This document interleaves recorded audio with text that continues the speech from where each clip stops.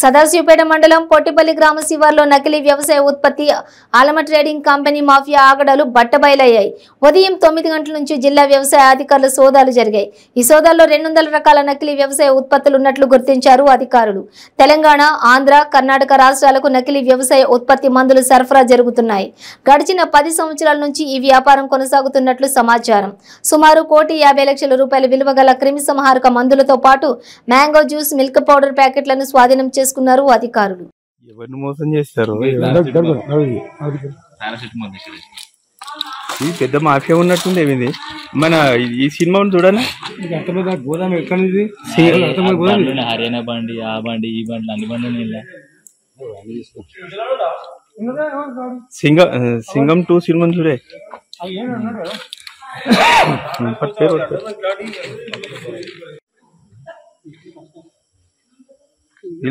మీకు తెలుసా?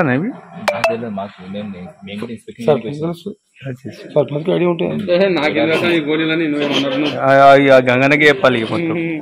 మరి ఏమదే ఓన్గా మనుషులు బుక్తారు, అవి ఎవరు బుక్తారు? ఇవి